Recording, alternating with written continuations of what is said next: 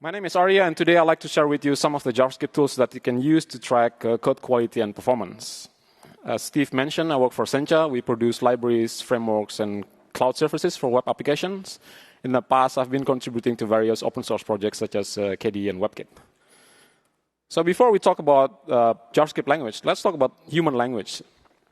So when I moved to US 3.5 years ago, that was my first experience living in an English-speaking country. So having the joy of learning English and German as secondary languages, I observed that I tend to make certain mistakes just because some language constructs are foreign to me. And this happens to a lot of other non-native speakers. For example, if someone asks me, hey, can I borrow your pen? Do you mind if I borrow your pen? My immediate reaction will be yes, which is kind of awkward because I respond to the intention, to the spirit of the question, but not to the semantics. What I mean, of course, yes, you can borrow my pen, which I should have answered with, no, I don't mind if you borrow my pen. So as your front-end development team grows, it's very important to make sure that everyone speaks the same language, everyone understands the same quality metrics that you need to employ in your day-to-day development. So I like the tagline from Microsoft Visual Studio advertisement a couple of years ago. It says, good coders solve problems, great teams make history. Another trait that we see from a lot of web apps these days, they're rich, they're interactive. So the amount of JavaScript running on the client is far from trivial. Whether it's for templates, compression, preprocessing, etc. So it's very important to make sure that the JavaScript runtime running on that client doesn't regress. So we're talking about the performance of delivering or transporting those bits and pieces from the server to the client, but also how it runs in the client, particularly on mobile. So what I'm going to talk today are a bunch of tools that are not mainstream yet, and it involves something around static analysis and dynamic analysis and a bit about source transformation. So let's review the idea. Hold on. Ahead of time, let me mention that all the tools I mentioned here is open source. You can find it mostly on GitHub. Don't bother searching it on SourceForge or Freshmeat. And there are links everywhere to follow up articles, because I know it's difficult to digest some of these concepts in just a couple of minutes. Let's review the idea of composable tools. This is not a new idea. This has been a Unix philosophy. Write one tool that does one thing and does it well. If you need more functionality, combine those blocks. So let's take a look at this pipeline. You have a JavaScript source, and then it's consumed by the parser, and it generates the parser tree, the syntax tree. And you feed this syntax tree to a code generator, you will get back another source.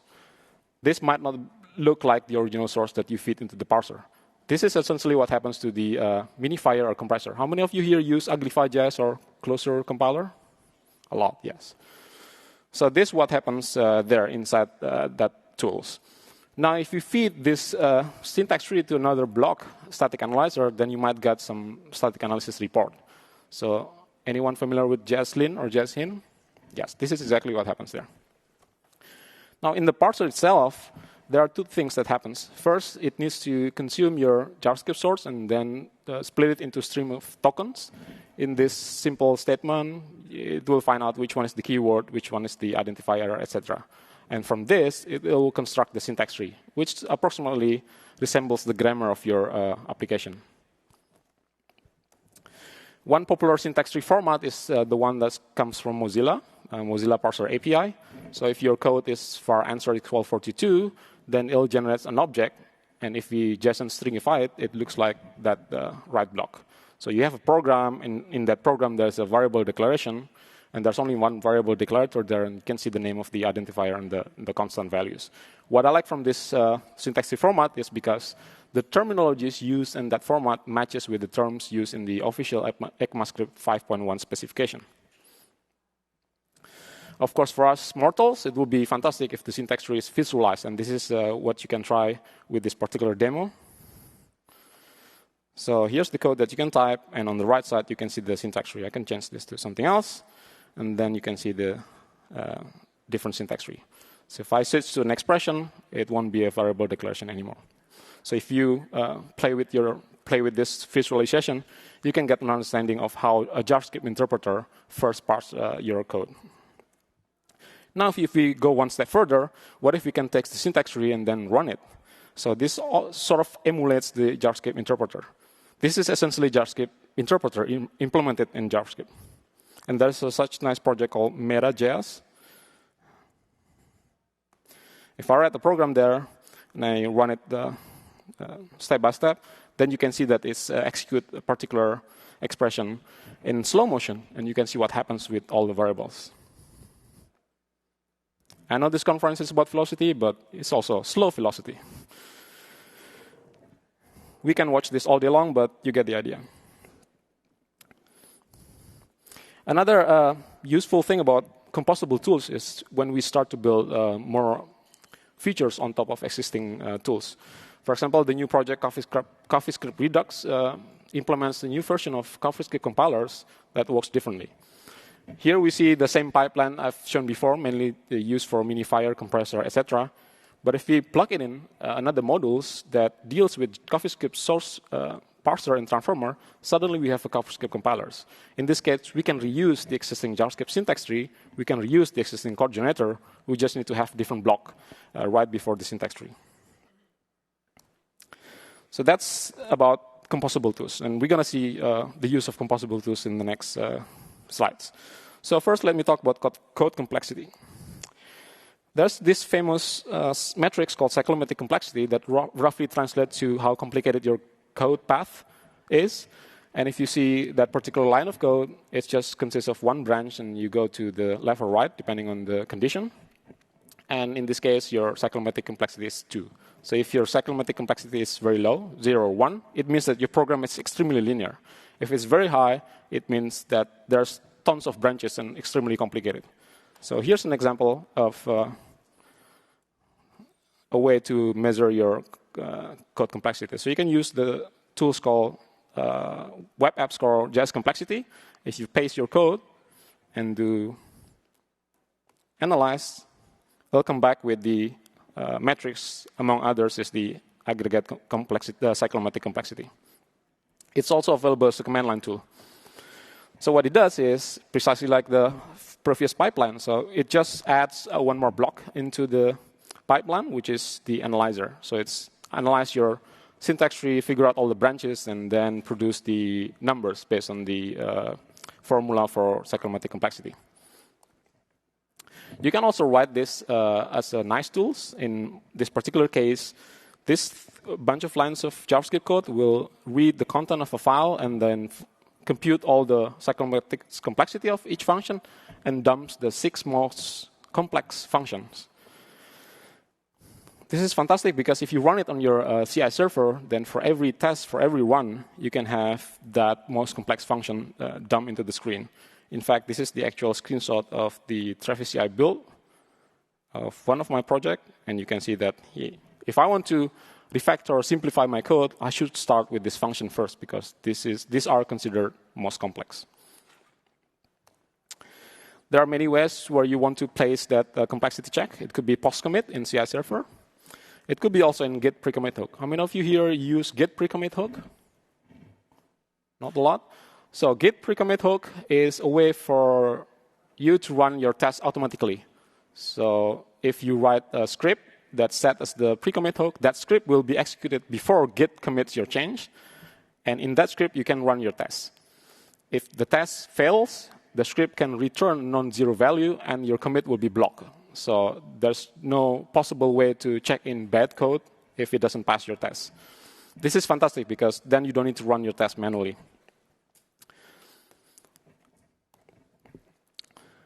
Numbers are nice, but for some managers or upper-level management, sometimes you need more than just numbers. You need colors, you need charts. So there's a very nice tool called Plato. And if you run this, then suddenly you get much more meaningful information, at least for some people. So here's jQuery, and if I go to the source directory, here's a bunch of source file, and I can run Plato. Couple of seconds. Here's the outcome. So it analyzes every single file, find out all the metrics, and then you can get the nice, colorful bar charts that shows the maintainability index, lines of code. This is, by the way, logical lines of code, not physical. And some other stuff. So if you go to one particular file, in this particular case is ajax.js, you can see the difficulty level, estimated errors. Here's the complexity, cyclomatic complexity that I mentioned before. If you hover it, you can see that Ajax function is quite complex. And if you click on it, it goes straight to the function implementation. You can see the JS hint integration. For some reason, it doesn't work.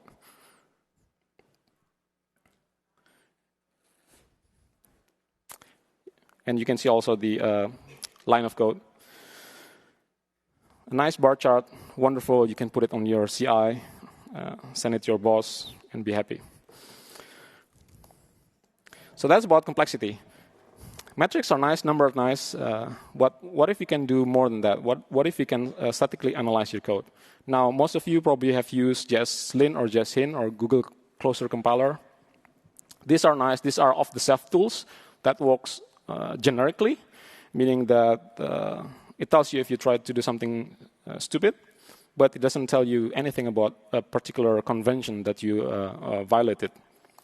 An example, how many of you here forgot to remove console log in your production code? Only some people? That's very good. Now, if you have that guidelines that you should never ever use console log in production code, then you can implement this manual linting. Not manual linting, custom linting. All you have to do is to find out all the call expression that has the member expression that use the object called console. And this half a dozen lines of code is all you need to trap those kind of mistakes. Because if you compare this code and the syntax tree produced by that code, you can see that it's actually just a call expression followed by a member expression followed by an object. And this is exactly what we check on those particular branch constructs. You can also get the metadata of your applications, some sort of structure, high-level structure. In this case, I know that my object has the name myapp.person, it has those two functions, it has those properties. And over the time, it's very important to compare those metadata. For example, if you write libraries and you release a new version, how do you ensure that there are no regressions? How do you make sure that a public function is not removed accidentally in the new version of the library? And this is one way to do it. So you can compare the metadata between different library versions. You can also implement a verification linting that is aware of the library that you're using. How many of you here are familiar with Backbone? A lot, yes. So in this case, I have a typo there. I forgot one character, but any kind of linting tool out there will never ever catch that because it doesn't know anything about Backbone. But it's possible for you to write a simple, traversal tool that walk the syntax tree, collect all the handlers for those events, and then compare it with the actual function. So instead of just using off-the-shelf component, you can complement that with particular linting tools that is aware of whatever you're using in your application. Here's my other favorite, Boolean trap. How many of you ever heard about this term before? Yeah, Boolean trap is the wrong use of Booleans because Booleans have two possible values, true and false. And therefore, if you have two choices, you can use Boolean. That's nice, but sometimes it's not always obvious. If you read this code, new slider false, the intention is good. So if that value is false, it means horizontal slider. Otherwise, it means vertical. But code is written once and read many times. If you try to review this code, good luck without looking at the library code or API documentation. One Boolean is probably already confusing. And if you put double negative on top of that, that's even more confusing. That's exactly like my story with do you mind, and I've answered it with yes. So instead of set hidden false, why don't we just use set visible true or set case insensitive false? It just means that set case sensitive true. Now even better if you have two Booleans, because like in this code, it's pretty hard to guess what it means here. jQuery has this nice animation API. You can say selector and then stop and then write true false. Apparently, the first Boolean means whether you want to collapse or expand the tree item, and the second, whether you want to animate or not. But if you read this code, it's not really obvious what it does. The biggest offender is, of course, DOM, because you have to write that long lines of meaningless parameters in order to create an event. So if you have problem with Boolean traps, you can clearly and easily write some tools that trap all those kind of cases.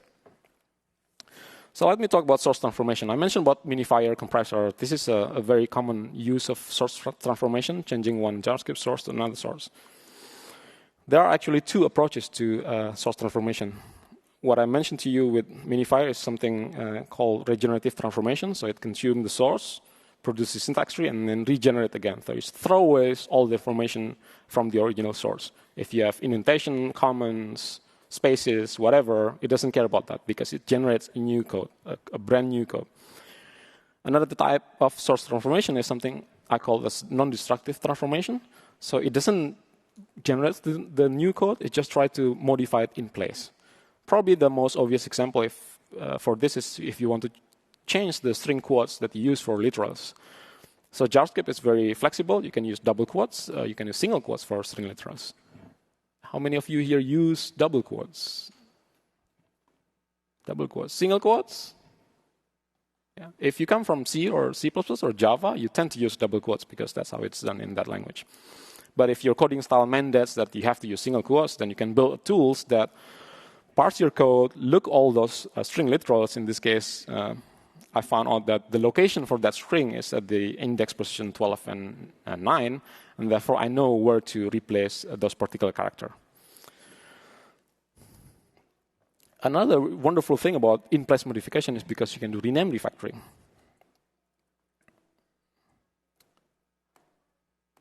So here's the function, and if I don't like the name index here, I can just put my cursor there and then put a new name. And then it will search for all occurrences of those function parameters and replace it. And as you can see, it doesn't touch my comments. It doesn't change any coding style. It doesn't remove or add new white spaces. Lexical block scope is a new feature from ECMAScript 6. Anyone familiar with lexical block scope already? JavaScript has this function level scope. So if you define a variable, then it's available not only within the closest brackets, curly braces, but also for the entire function.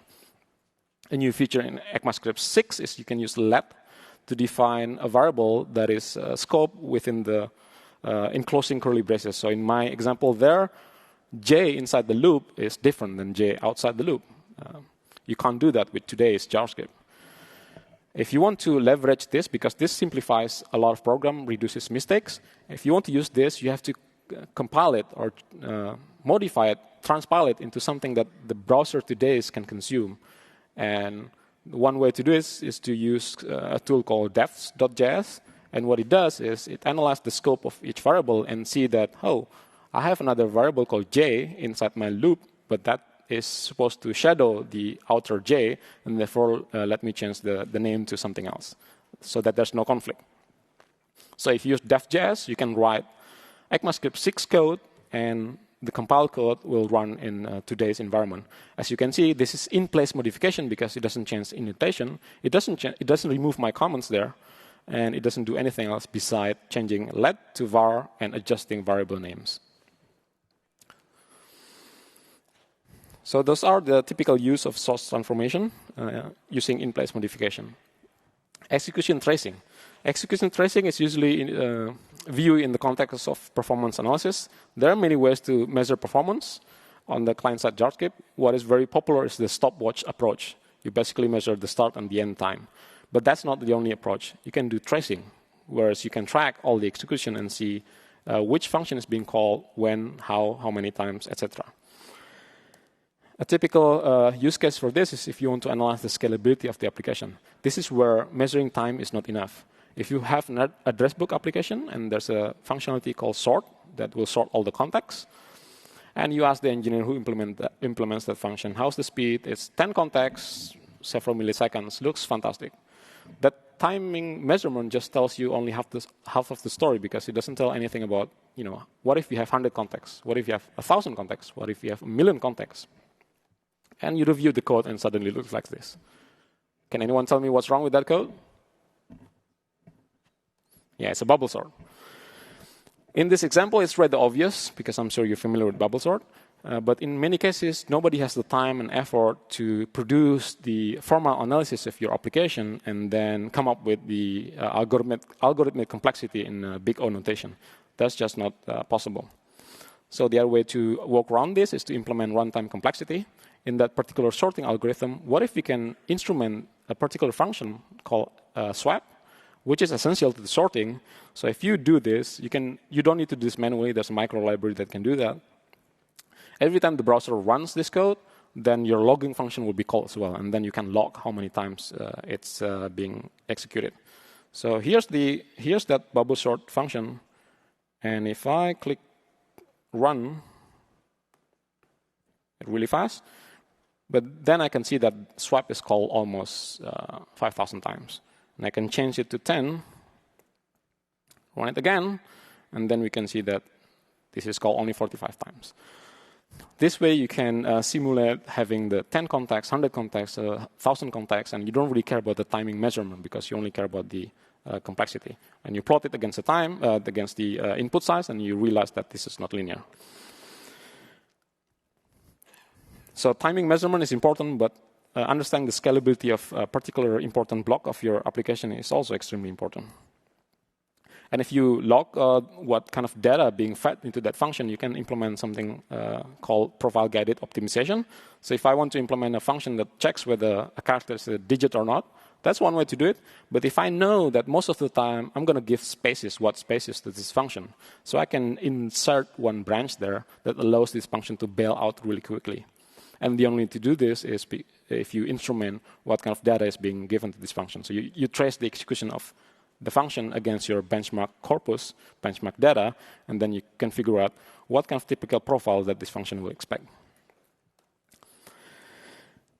So code coverage. Code coverage is another tool that falls into the category of dynamic analysis, meaning that the tools need to run your code. How many of you here have done code coverage with your testing? Okay, cool. So the secret of code coverage is instrumentation, which means it injects additional code into your existing application or libraries so that that instrumentation code gets executed as well. Again, in the pipeline of Composable Tools, between the syntax tree of the original version and the instrumented version, there's a block called instrumenter that surrounds every single syntax node with extra code. And if you regenerate the source and gets executed, the browser will run the instrumented source. Let's take a look at the Istanbul coverage tool. So if I have 2 lines of code there, the instrumenter of Istanbul will add a bunch of other magic lines, which has the purpose of collecting the statistic of the statement coverage. By the way, Istanbul can be used with a bunch of test libraries and test runners, so there should not be any excuse not to run test coverage. What I like to highlight here is branch coverage. How many of you here done code coverage with branch coverage? Not so many. Yeah, there are some. So the idea of branch coverage is that you don't only measure statement coverage, but you make sure that every single branch, in this case, if it has 2 branches, gets executed as well. So in my particular example here, I implement one test, but that test never hits the else branch of that if statement. There's a bug there, exercise for you to find out what bug it is. If I have additional tests that exercise that else branch, I will spot the bug immediately. So there's a danger in doing just statement coverage, and because in that particular case, I will go through that if branch and then go to the next statement and then go to the last one. But it never catch what happens if I don't execute one of particular branch. So Istanbul has this nice mode where you can specify the threshold using negative coverage. Istanbul check coverage statement -5 means that at most only 5 statements can go uncovered. Same with branch. So if someone writes some additional code and he forgot to test that, more statement will be uncovered, more branch will be uncovered, and then the tool will complain. Istanbul will say that, hey, in this particular version of my library, which you can put in your Git pre-commit hook, you have additional branch that has no tests that cover that. And this is fantastic because if you review some code and you tell your peers that, hey, you should test your code, sometimes people take it personally. But if the tools tells it, your code sucks, then things are different. And this is a way for you to insert your Gandalf moment there, whether in Git pre-commit or CI. Basically, this way, there's no chance of writing code that never get tested. I'd like to mention this nice statement from Dave Glass, who worked for Yahoo. So if you think Jaslyn hurts your feeling, wait until you use Istanbul. Because you realize that all the effort that you spend writing tests, they don't necessarily cover most of the critical path of your code. Since your heart will be broken, you will be depressed, then I suggest that you play this song when you're doing that code coverage analysis. So final words. We review a bunch of non-mainstream tools that you can use to analyze the code quality and performance of the application based on the idea of composable tools. And I don't think I need to convince you about metrics and dashboard. It's important to not take one metrics at its face value, but correlate it, plot it against other different dimensions, and then get some sensible insight to your project. So build composable tools. If you spend your time in code review doing tedious tasks like changing all these single quotes to double quotes, then try to automate that with whatever tools that you can find and incorporate code quality metrics, not only performance, loading time, yada, yada, but also how the code is written. So the challenge for us, the final frontier of JavaScript tools, is to be able to come up with some tools that analyze code, construct statements, libraries that has never been analyzed before. So this way, I hope we can build high quality and high performance web application of the future. Thank you very much.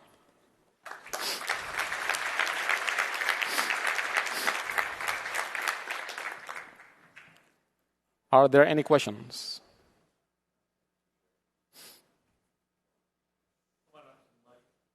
There's a mic over there.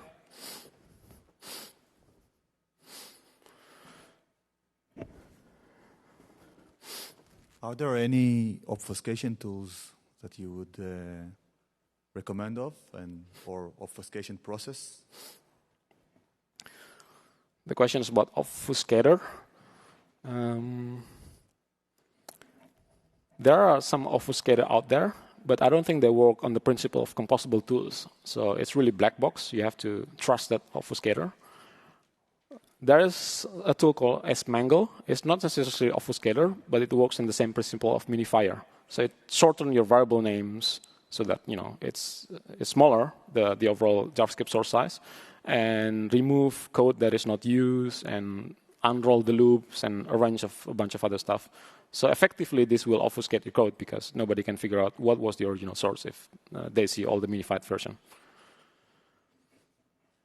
Another question?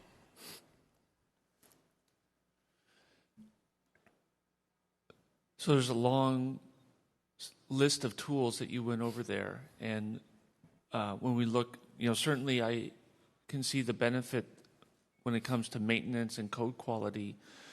But I'm just personally more interested in the performance part of it. So I can see how this could tie back to performance. I can get rid of, if I have code paths that are unnecessary, I can make my JavaScript smaller, it's faster to parse. If I can find, code that's not going to scale, and I rewrite that, then, when it's working on 1,000 contacts, it's going to perform better. I just wonder if you have any specific stats on any kind of case studies or anything where you've done optimizations based on the tools like this, and you saw performance gains, and where did you see those, and what were they?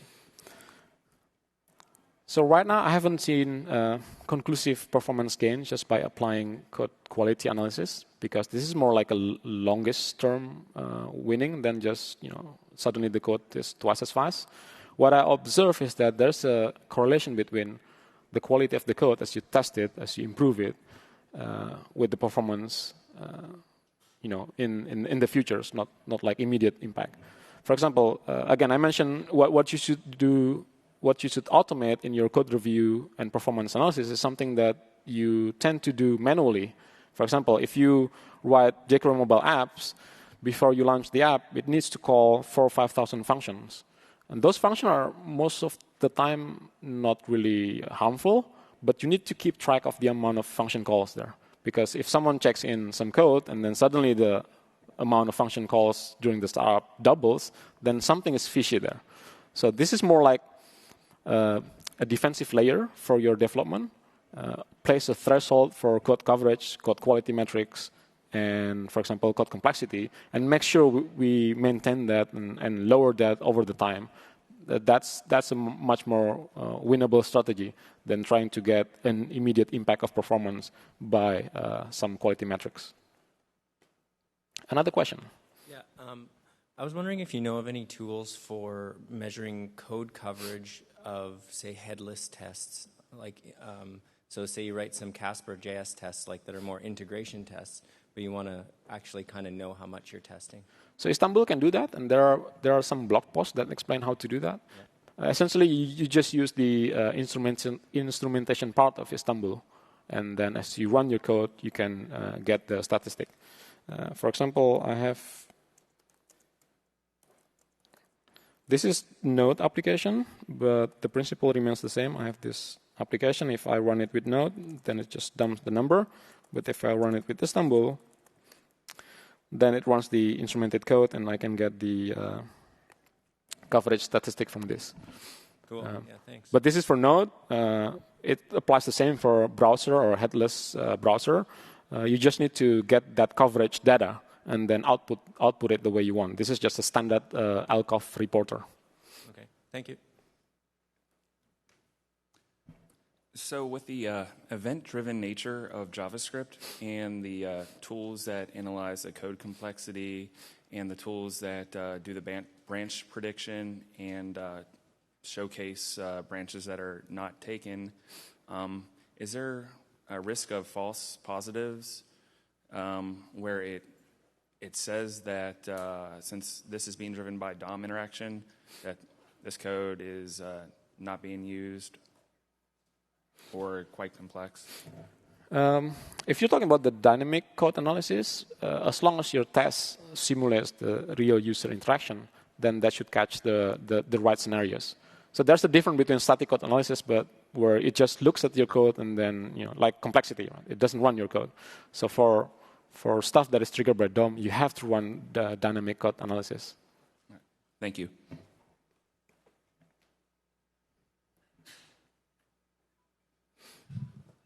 Especially on mobile, memory and battery are concerns. And I wonder, if I would guess the answer is yes, but I wonder if you've seen situations, especially on mobile, where JavaScript, inefficient or, poorly written JavaScript has been harmful for, taking up too much memory, especially for single page apps or battery. And if you have any suggestions on how to keep a handle on that. Battery and performance.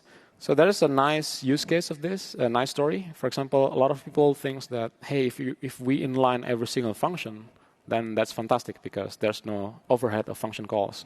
Turns out that all modern JavaScript engine can do lazy parsing, meaning that if it encounters a function, it just tries to find out the end curly braces of that function. It doesn't bother to generate the syntax tree or even do something crazy about that function. Later on, when that function gets executed for the first time, then it'll parse that function. That means that if you do aggressive manual inlining, that's not really good because suddenly your memory explodes because it needs to parse a huge amount of code that's not necessarily executed from top to bottom. But if you have a small callback, small handler, and that's executed probably if the user press cancel, then that part of code doesn't consume anything until it's really, really needed.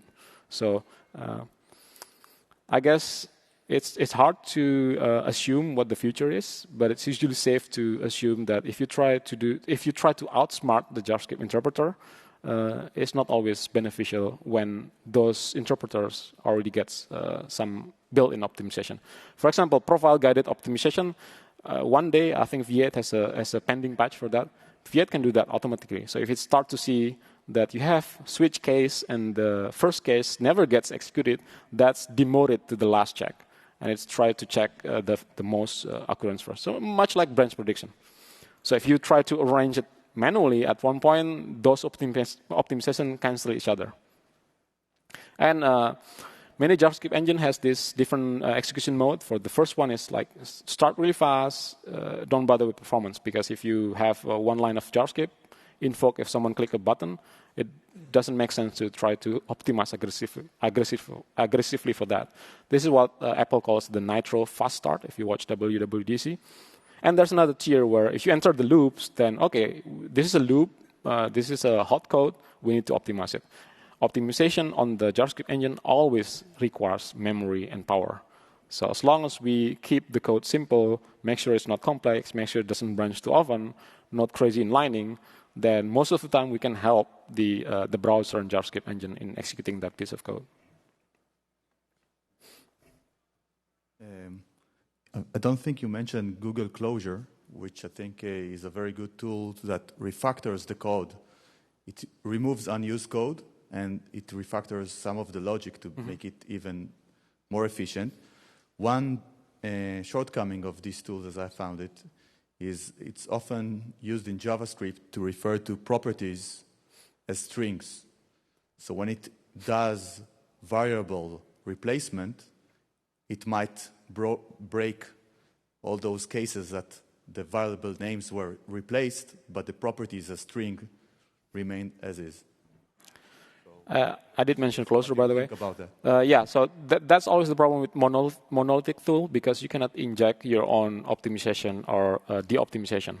The tool that I mentioned before, ESMangle, it has different passes, so it doesn't optimize everything based on several settings. If you just want to shorten your variable, you can do that. You just inject that particular pass. You don't care about dead code elimination. You don't care about anything else. That's possible. And having the tools that is composable like that allows you to inject your own path. If you know that your library is going to use Backbone, you probably can do particular optimization because you know ahead of time that certain constructs do not translate very well if you use Closure compiler, even in aggressive mode. Same with aggressiveness versus conservative. So many compressor has these two modes, but if the tools is less monolithic and more composable, you can have something in between. You can have something that's doesn't go as far as aggressive mode, but at the same time you can still get the benefit from a bunch of simple optimization passes. Is there a backbone linter written with Esprima that's available today? Not yet. When? We would all use it. When? That's $1 million question. Whenever someone has some time, I'm sure. I'm sure it will be in GitHub someday. You have a problem and then you want to solve it using JavaScript. Now your problem is on GitHub, right?